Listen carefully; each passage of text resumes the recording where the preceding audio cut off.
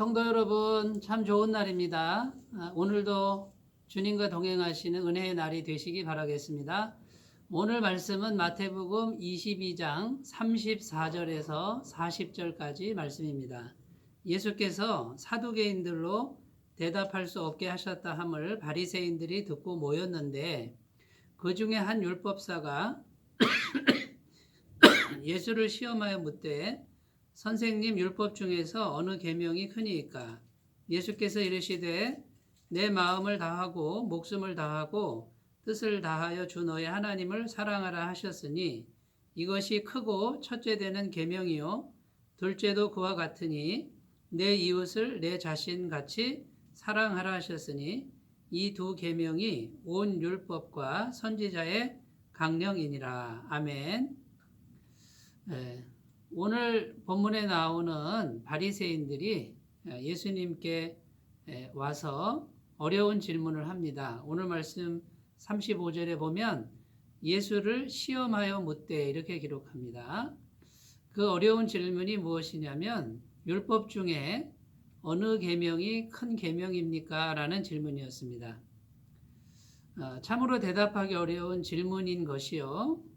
그들 바리새인들은 10계명 외에 613가지의 또 다른 율법 조항을 만들어 놓고 있었습니다. 무엇을 하라 하는 조항이 248개나 되고 무엇 하지 말라라고 하는 조항이 365개나 되었습니다. 어느 계명이 크냐라고 하는 이 주제는 자기들끼리도 의견의 일치를 보지 못하고 서로 의견이 분분했습니다. 이때 예수님께서는 신명기 6장에 나오는 쉐마의 말씀을 말씀하셨습니다. 이스라엘아 들으라, 너희 하나님 여호와는 유일한 하나님이시니 너는 마음을 다하고 목숨을 다하고 뜻을 다하여 주 너희 하나님을 사랑하라. 이 말씀을 말씀하셨습니다. 이 쉐마의 말씀은 그때 당시 어린아이들까지도 잘 알고 있는 그런 말씀이라고 할 수 있겠습니다.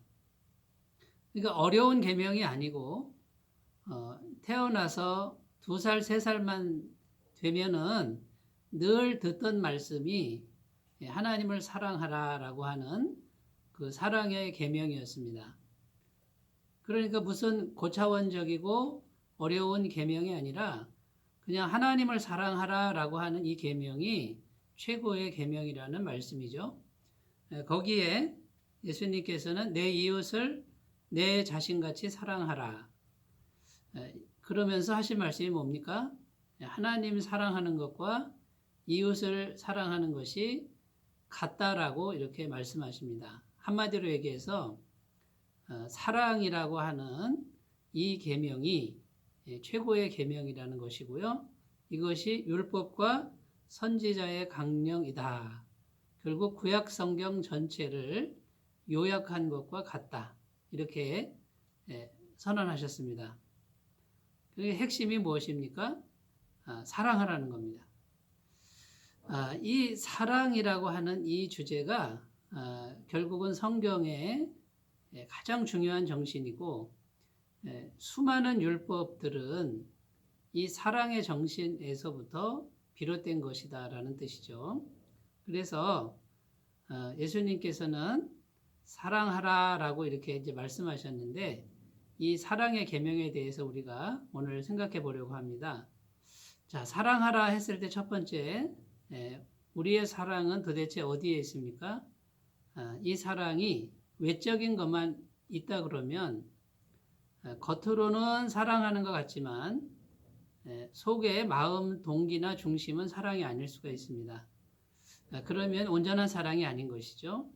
하나님은 사랑이시다 그랬는데 영이신 하나님이 사랑이시니까 그 영이신 하나님이 구원받은 우리에게 성령의 형태로 또 말씀의 형태로 우리에게 들어오셨다라고 한번 생각해 보세요.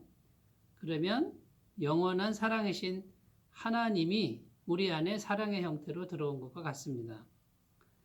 그래서 첫 번째 중요한 건 뭐냐면 우리가 계명을 지키고 율법을 지킬 때 우리 마음의 동기가 또 우리의 마음의 중심이 하나님의 사랑에서부터 비롯돼야 된다라는 말씀입니다.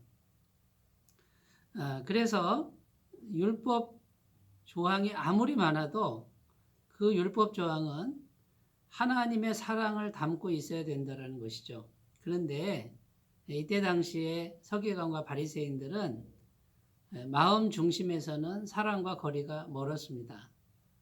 정말 하나님을 사랑한다라고 하면 행동 양식이 달라질 텐데 이 서기관과 바리새인들은 겉모양만 율법의 형식과 기계적인 율법의 준수 거기에만 마음을 쏟고 또 하나님이 보시는 중심보다는 사람들이 자기의 외적인 행위를 보아주기를 원하고 있었다라는 것이죠.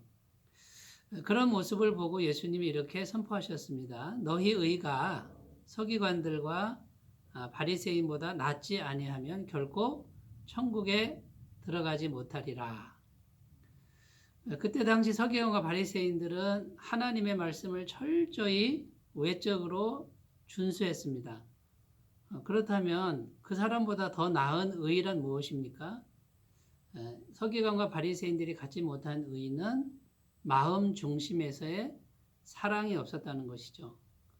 그러면 천국에 들어갈 수 있는 사람은 어떤 사람입니까?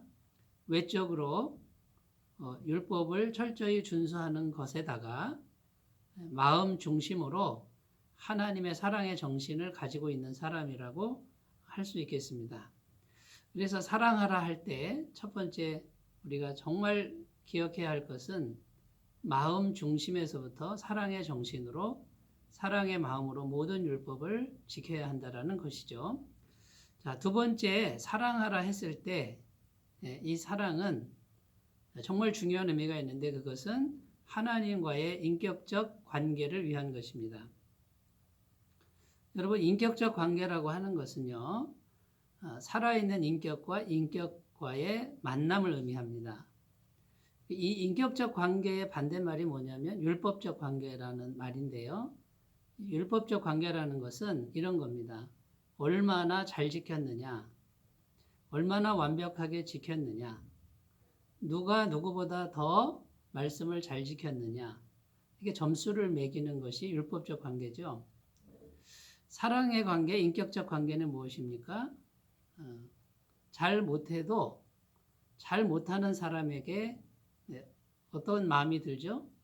불쌍한 마음이 들고 짠한 마음이 들고 좀 더 도와주고 싶은 마음이 드는 거죠. 이게 인격적 관계입니다. 누가복음 15장에 보면 한 부잣집의 둘째 아들 탕자가 아버지 유산을 가지고 허랑방탕하게 쓰고 그냥 처참한 몰골로 돌아오는데 아버지가 어떻게 합니까? 잘했느냐 못했느냐 이 율법적 행위를 묻지 않고 인격적으로 나오셔서 사랑으로 다 품으십니다. 이것이 인격적 관계라는 것이죠. 우리가 정말 머리부터 발끝까지 뼛속 깊은 죄인인데 하나님께 가기만 하면 하나님이 어떻게 하시죠? 인격적으로 우리를 품어주십니다. 우리가 못난 자식이다 보니 더 큰 긍휼로 우리를 안아주시는 것이죠. 그것이 하나님의 사랑입니다. 그런데 첫째 아들은 어떻게 합니까?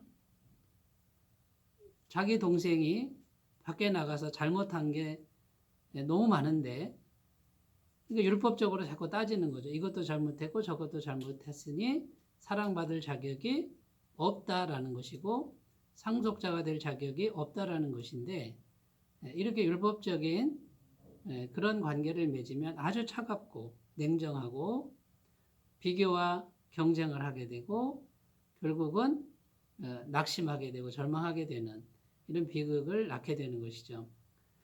사랑하라 했을 때 이 사랑은 따지는 것이 아니고요. 그냥 품는 것이고 그 다음에 뭡니까? 불쌍한 사람을 더 긍휼히 여기는 그런 마음이 된다는 것이죠. 우리가 사랑을 품으면 하나님이 우리와 함께 하신다라고 성경은 약속합니다. 그래서 사랑하라 이것은 사랑이신 하나님과 인격적 관계를 위해서 정말 중요한 필수 불가결한 그러한 계명이라고 할 수 있습니다. 세 번째, 사랑은 누구나 시작할 수 있습니다. 예수님께서 배신한 베드로를 찾아가셔서 요한의 아들 시몬아, 내가 나를 아가페로 사랑하느냐, 무조건 사랑하느냐, 이렇게 처음에 물으시다가 마지막에는 요한의 아들 시몬아, 내가 필레오, 그냥 우정으로라도 나를 생각하고 있느냐. 그랬을 때 베드로가 그렇습니다라고 대답하니 예수님이 내 양을 치라 하고 다시 베드로를 받아주셨습니다. 사랑은 누구나 지금 있는 자리에서 부족하지만 시작할 수 있습니다. 그 사랑은 작은 행함으로 나타나야 됩니다. 가슴에만 있는 것이 아니고요. 종은 울릴 때까지 종이 아니고 사랑은 표현할 때까지 사랑이 아니라는 말처럼 작은 거 하나를 실천해 가시면 사랑의 계명을 잘 지키는 그런 사람들이 될 줄로 믿습니다. 가장 큰 계명, 사랑의 계명입니다. 예수님의 사랑을 마음에 품으시고 그 사랑을 작으나마 부족하나마 실천해 가시고 부족한 사람을 더 큰 긍휼로 품는 주님의 마음으로 승리하시기 바라겠습니다. 기도합니다. 하나님 아버지, 사랑을 실천하는 우리가 되게 하여 주옵소서. 예수님의 이름으로 기도드립니다. 아멘. 하나님의 사랑으로 충만한 은혜가 있으시기 바라겠습니다. 감사합니다.